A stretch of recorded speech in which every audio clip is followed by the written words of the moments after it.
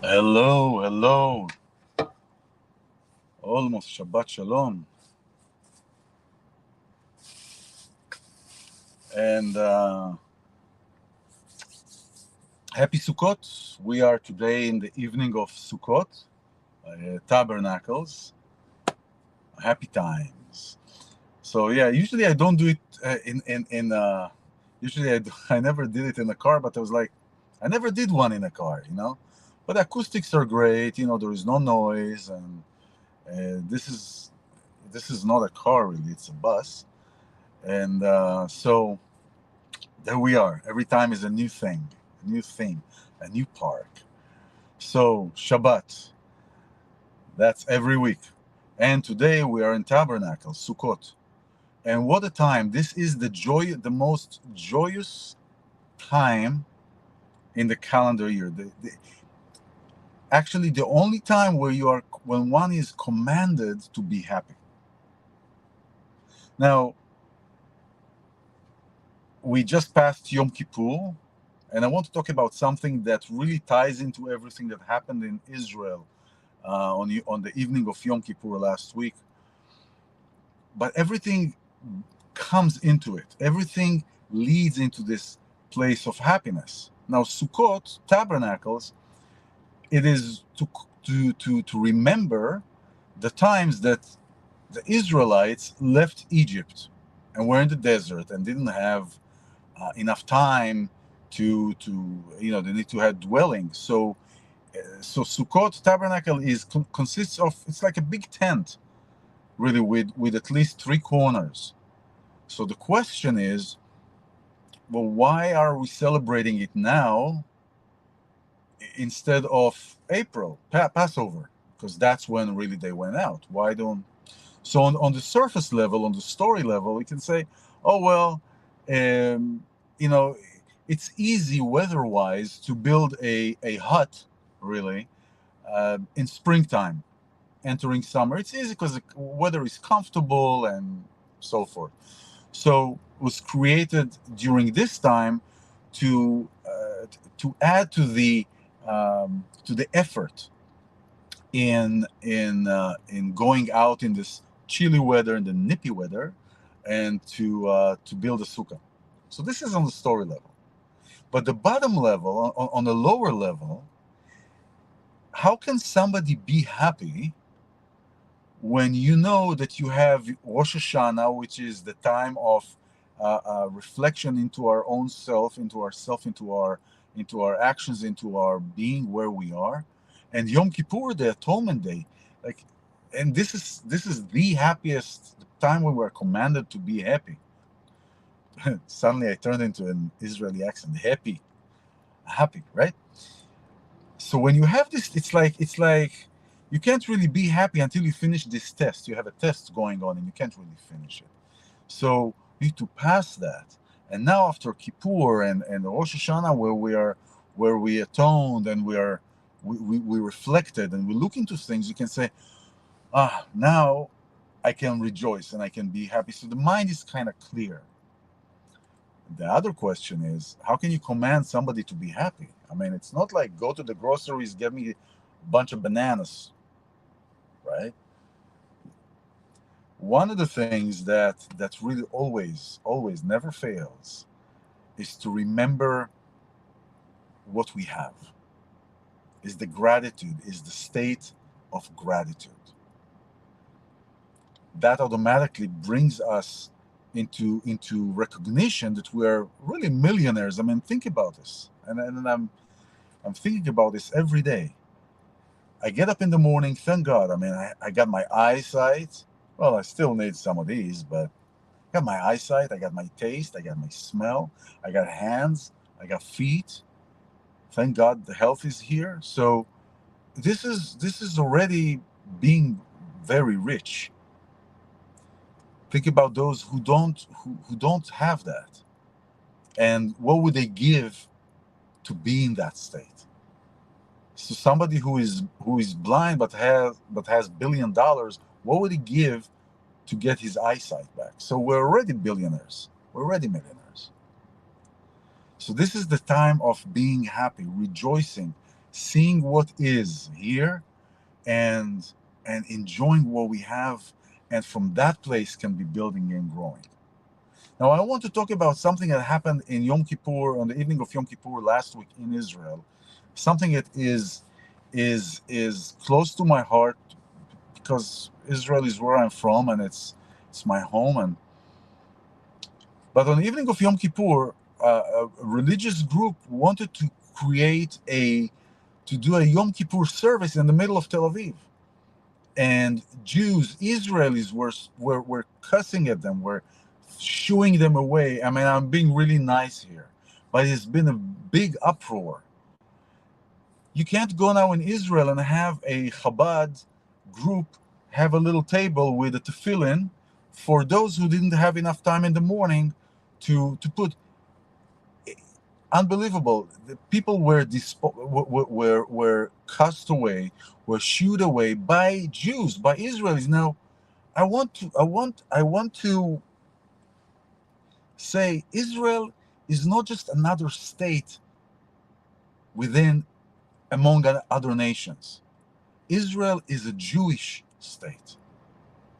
200 years ago, 100 years ago, you want to pray a Torah, you'd be stoned, you'd be killed, you'd be persecuted. All the Inquisitions, the Romans, all the Egypt. Now we have a Jewish state. And within the state, Jews themselves, Israelis that are not following Torah, and that's okay because everybody's to their own.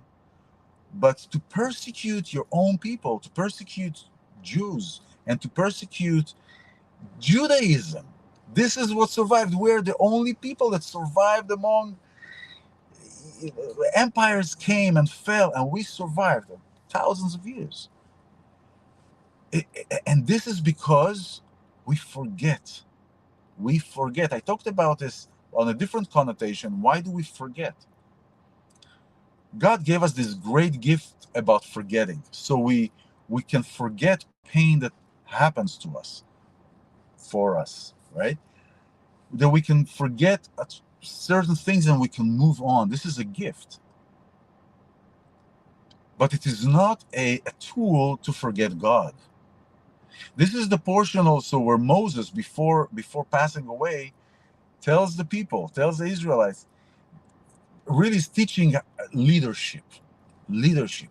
It says three things to be a great nation and great leaders. Number one, never forget where you come from. Never forget where you come from. Never we forget where we come from. We come from persecution. We come from atrocities, from generations and thousands of years of being persecuted. And now that we have a Jewish state, we sell it to the highest bidder. Israel is the first lab rat in the world for all this nonsense of this quote unquote vaccines. Is all poison and just many things. But this is another topic. He says, where do we come? We forget where we come from. So the tool that we have for forgetfulness is to help us be in this place, be in this dimension, be in this world, not to forget God. The first thing, so Moses says, never forget where you come from.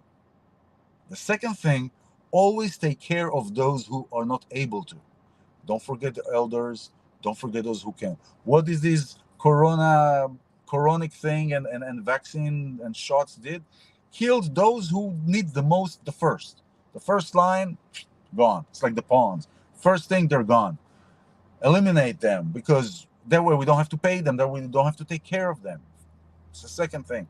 And the third one is forgetting God. Remembering that there is God, that and there is the Creator. Not to forget that, not to forget that, because that is the top of the triangle. And with that comes forgetting about one another, about our relationship, about coming together. So not to forget that. Those are the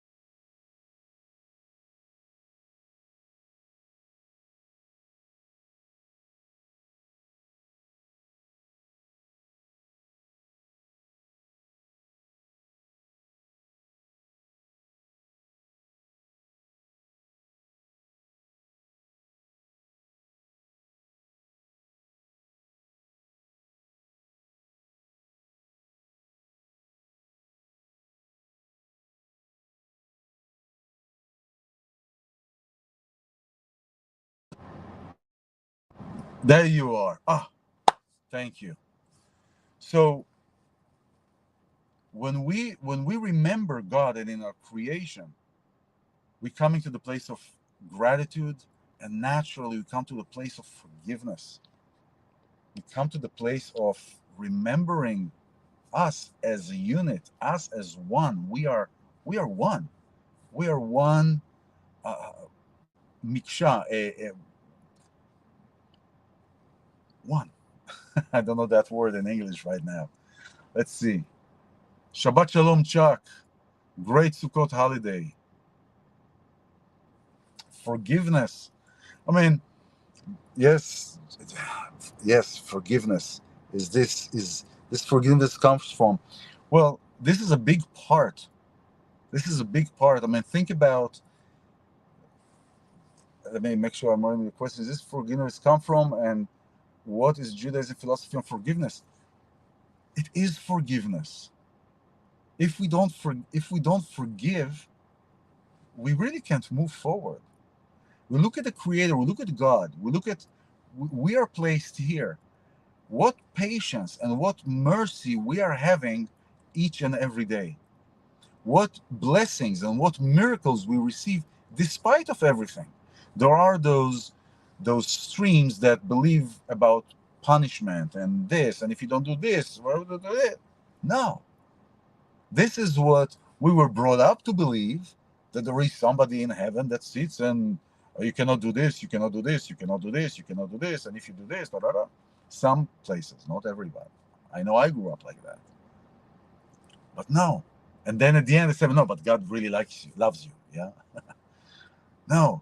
It is not about repentance. There is no repentance here, like Yom Kippur. It wasn't about repentance. It was about forgiveness. We didn't do anything wrong. It is coming home to Shuva, to come back. Like a parent to the child. I love you, but not what you do. I love you. When you want to come back, my door is open. Let's take that forgiveness as one thing. Togetherness. Embrace, remember where we come from. Each person with their own culture and generation. Because this is for everyone, not just for Jewish people or for everyone. Remember where we come from. When we remember where we come from, we automatically come into a humble place. We automatically come into a place of humility, of forgiveness, that we are taking care of those who cannot take care. And by that, those actions are automatically inducing the remembrance of God, which is the third point. So Shabbat Shalom, happy Sukkot, be happy. Don't worry, be happy. Yes, Shabbat Shalom.